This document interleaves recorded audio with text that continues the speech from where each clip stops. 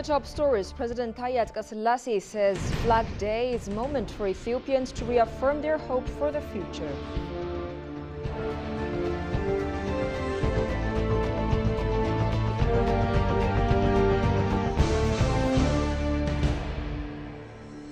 And scholars say Ethiopia faces gender imbalance challenges that urgent policy interventions are needed.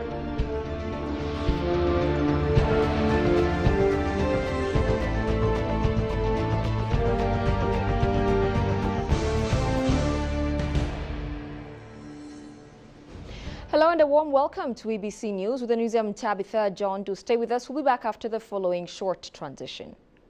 Abiy Ahmed welcomed President Hassan Sheikh Mohamud of the Federal Republic of Somalia, who arrived in Addis Ababa for a working visit. According to images shared on the Prime Minister's official social media pages, the two leaders held bilateral discussions at the National Palace and toured the National Science Museum in the capital. Quote-unquote, I met with President Hassan Sheikh Mohamud of the Federal Republic of Somalia for discussions on bilateral and regional issues of mutual interest, Prime Minister Abiy stated on his social media platforms.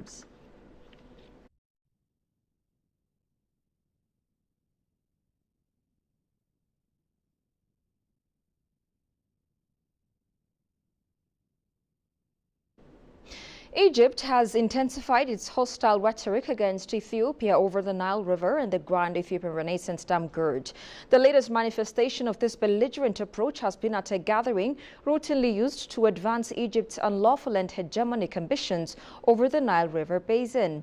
In a high-level speech during this event, Egyptian officials claimed that Egypt has exhibited African solidarity by extending a helping hand to its brothers in the continent, particularly the Nile Basin countries, by implementing development projects that include drilling solar-powered groundwater wells and establishing rainwater harvesting facilities.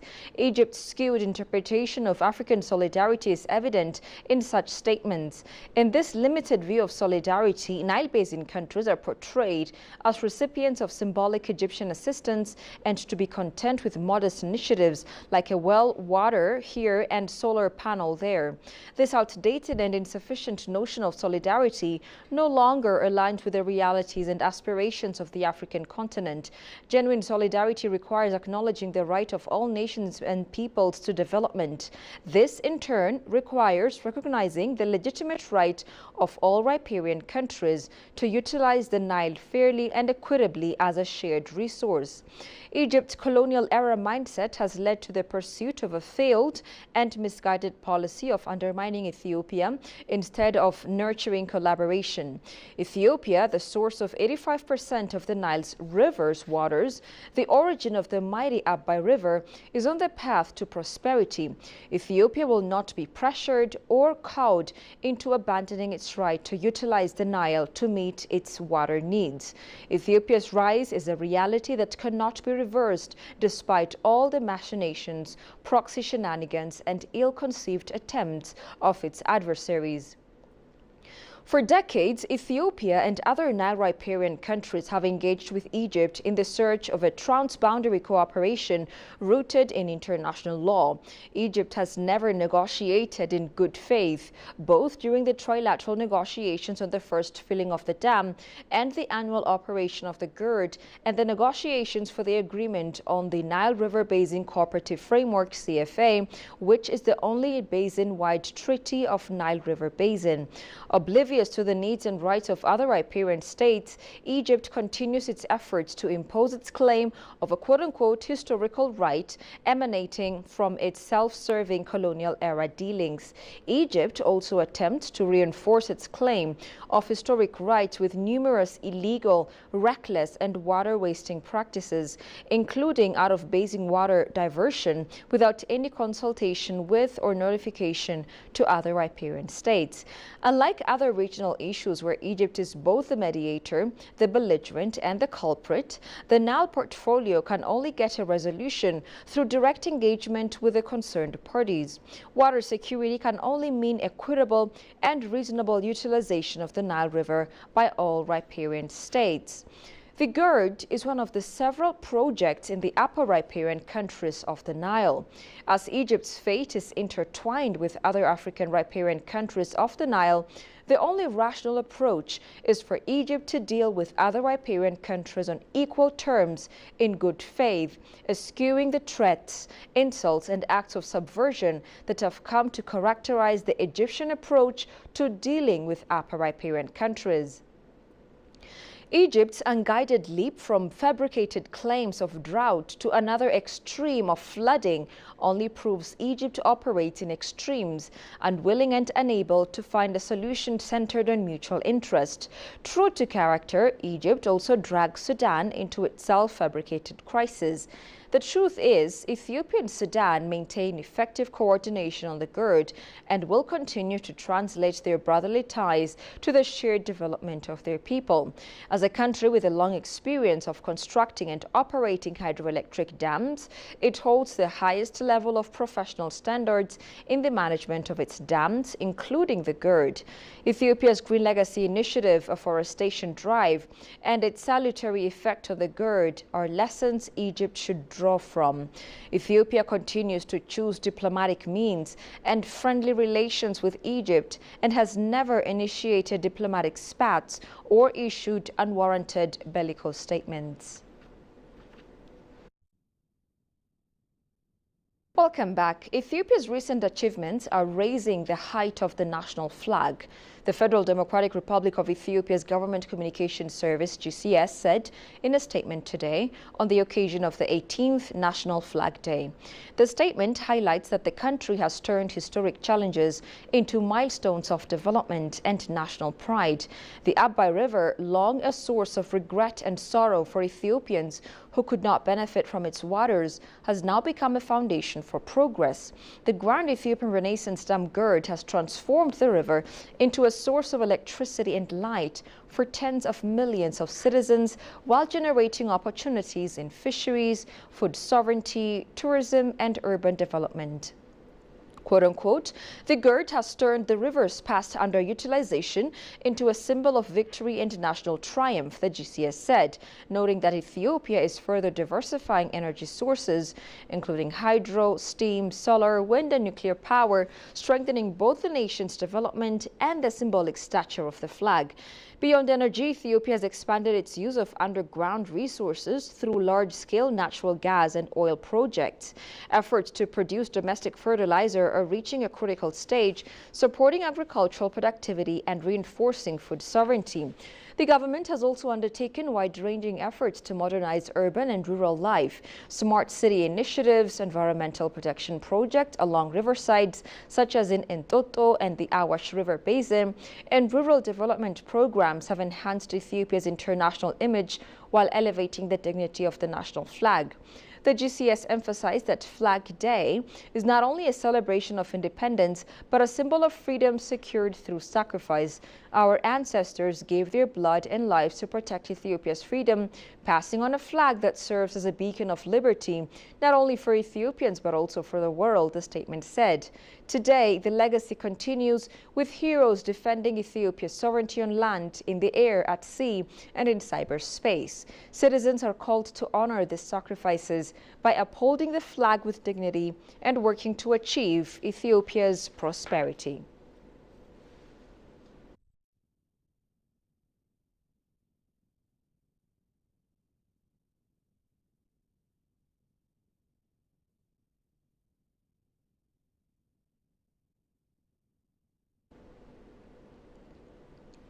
Ethiopia celebrated its 18th National Flag Day with a unifying call from President Haile Selassie, who urged citizens to embrace the spirit of unity, resilience and shared hope symbolized by the national flag. Across the country, vibrant ceremonies honored the flag as a powerful emblem of patriotism and collective aspiration for a brighter future. Jerusalem Betz has more.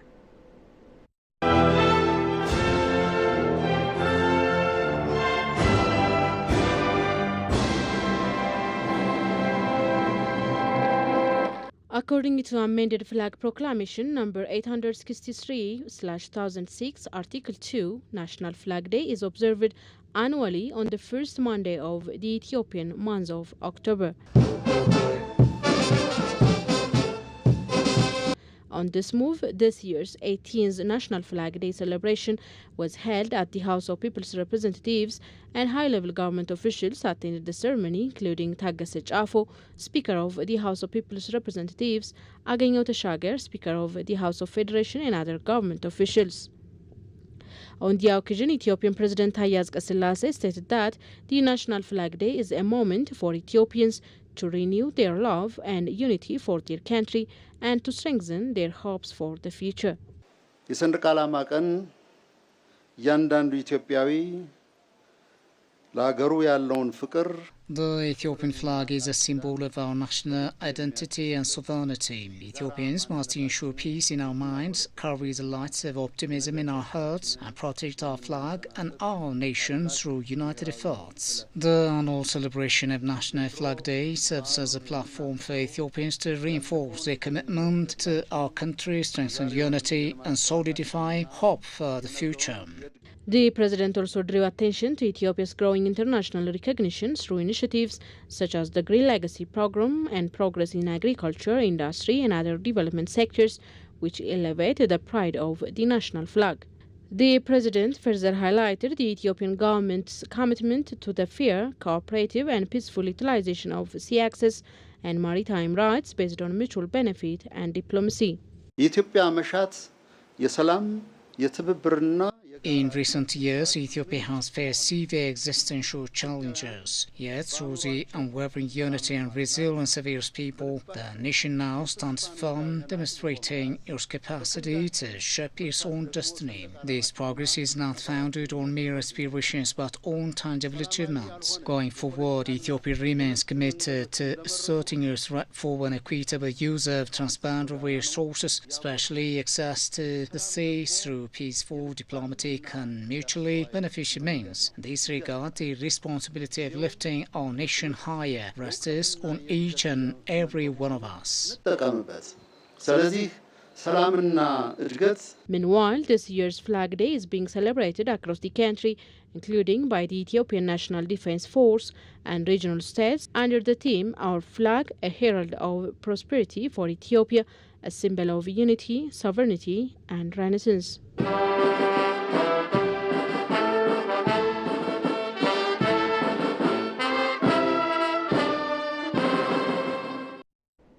Meanwhile, the national flag and emblem of unity has helped the nation sail through thick and thin. Why and how is the day marked and the meaning it evoked is a story in a nutshell in the following piece by our staff reporter, Binyam Alamayu. Take a look.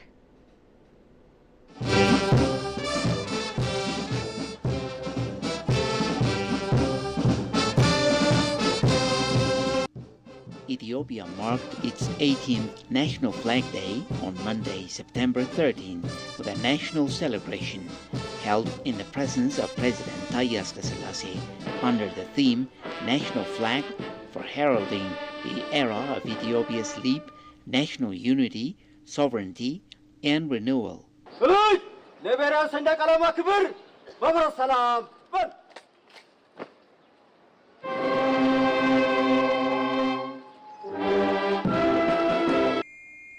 Apart from a grand ceremony in the premises of the Parliament, the day was also observed across regional institutions, federal companies, and regional states, with a series of events aimed at honoring the Ethiopian flag as a symbol of freedom, patriotism, and resilience. Accordingly, the National Flag Day holds a place of great importance in the country's calendar of national observances. The House emphasized that preserving the dignity of the flag, protecting national sovereignty and territorial integrity, and strengthening national unity for development are solemn responsibilities entrusted to the present generation. In line with Flag Proclamation number 863/2006, as amended, Article 2, the day is celebrated annually on the first Monday of October, according to the Ethiopian calendar. For the past 18 years, it has been observed across the nation in diverse forms.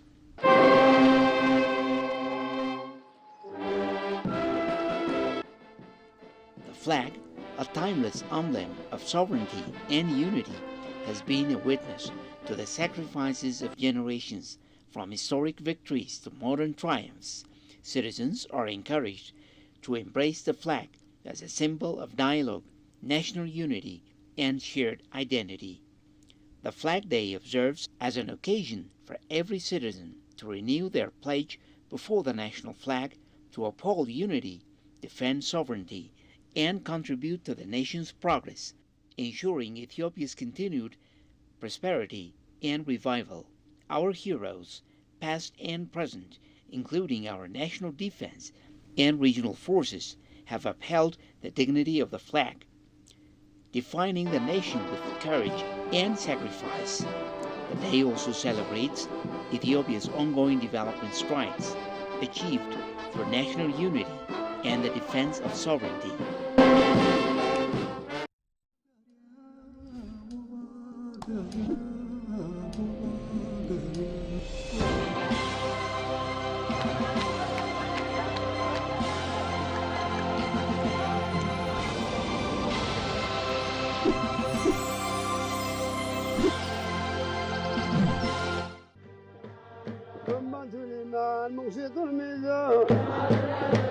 وفلي الأميم السلام جمال العالم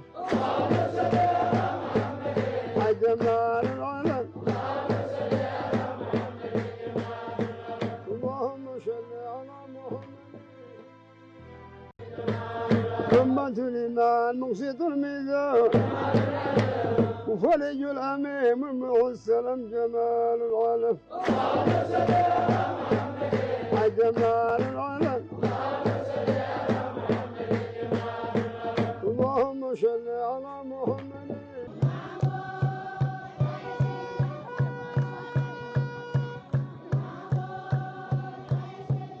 ወልዩላህ ናቸው። የአላህ ወልይ ናቸው።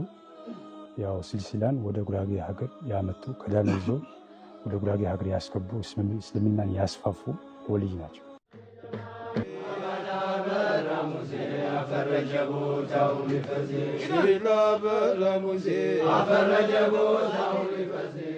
أمة الإيمان مقصد الميزان وفلي الأميم السلام جمال العالم جمال العالم እጅግ በጣም ታሪካዊ የቱሪስት መስህብ ስፍራ ነው። የሃይማኖት ተቋም ማዕከል ነው። በነገራችን ላይ ለእስልምናው ብቻ ተከታይ ሳይሆን እንደው በክርስትናው ዘንድም ምን ይባላል መሰለህ ያብሬት ያናጀ ተብላሸ ይባላል። ያብሬትን ያላየ በቃ ተበላሽቷል አይነት ነው። በጣም በጉጉት በጣም ብዙ ዋኑ ቱሪስቶች ከገጠር እኔ ልጅ ሆኜ ሁላ ታሪኩን ሰማለሁ።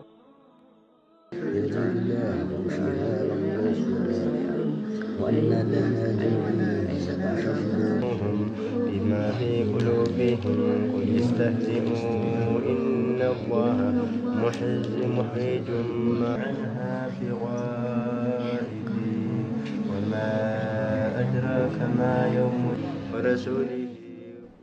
And finally, prominent figures at the University of Copenhagen's Development Economics Research Group, Professor Finn Trapp and Dr. Peter Fisker, discussed Ethiopia's urgent challenges regarding gender imbalances and poverty during an exclusive interview with EBC English World. In the meantime, Dr. Taddasa Kuma, a leading expert from the Ethiopian Policy Studies Institute, emphasized the pressing need for the Ethiopian government to confront the alarming realities of climate change. Kasahun Chane reports for more.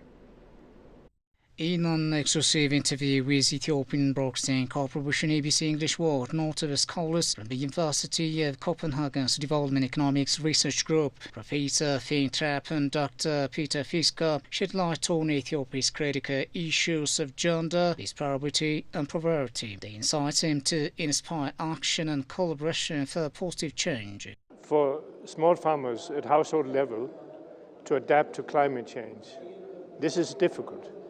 This involves all of the kinds of actions that small farmers have to address.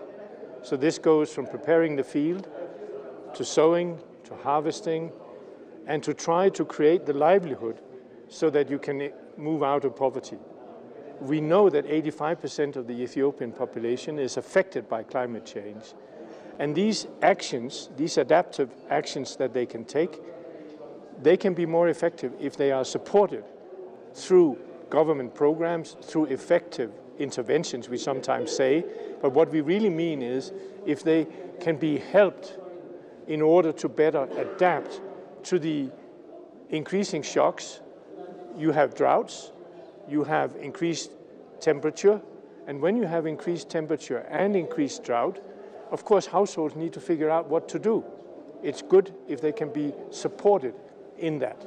According to Professor Trapp, addressing these gender imbalances is not just a matter of equity but also a strategy for improving overall welfare and resilience, especially in regions challenged by climate change and environmental stresses such as drought. There is an obvious need to address existing gender imbalances. We have an overall goal of leaving no one behind. Nobody should be left in poverty. But we need to understand that poverty is not affecting all individuals the same way. And it does come across that, that the women, they are carrying a very, very large burden as compared to the men. Adding a critical perspective, Dr. Peter Fisker from the Policy Studies Institute explained that despite decades of insecurity, the Institute has managed to collect high-quality quantitative data, a feat he describes as an achievement amid obstacles. Most urgent recommendation, I think that would be to recognize the difficulties faced in all parts of Ethiopia, not only due to the conflict, but also due to increasing food prices. And we have seen that in some areas of the country, people struggle with the increasing prices of basic foods. So focusing attention on those places where it's most difficult for people to make the ends meet. In related development, Dr. Tadassa Kumar, Director for Agriculture and Rural Development Policy Studies Center with the Ethiopian Policy Studies Institute, PSI, emphasized the pressing need for the Ethiopian government to confront the alarming realities of climate change. The intent of this work is understanding the extent of climate change, the depth of climate change and its effect. Not only that, what do farmers are doing to cope, to adopt these changes? There has been efforts by the government. We have to appreciate that. There has been efforts by the development partners. There has been efforts by communities themselves, by farmers themselves as well. However, more work is required. The study, funded by Oxford Policy Management, surveyed households in 2021-2023 and April 2023 and uncovered critical data. 61% of households are unprepared for future climate shocks, and only 1/3 have the means to handle short-term adversities. You're watching ABC News. A quick reminder of the stories making headlines. President Taye Atqassillase says Flag Day is a moment for Ethiopians to reaffirm their hope for the future.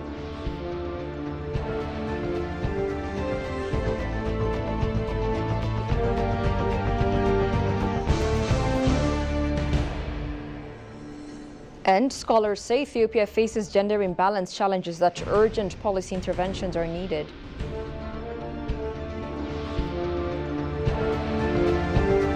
That's all we had for this hour's news edition. I'm Tabitha John. Many thanks for watching. Goodbye for now. For all Ethiopians, happy National Flag Day.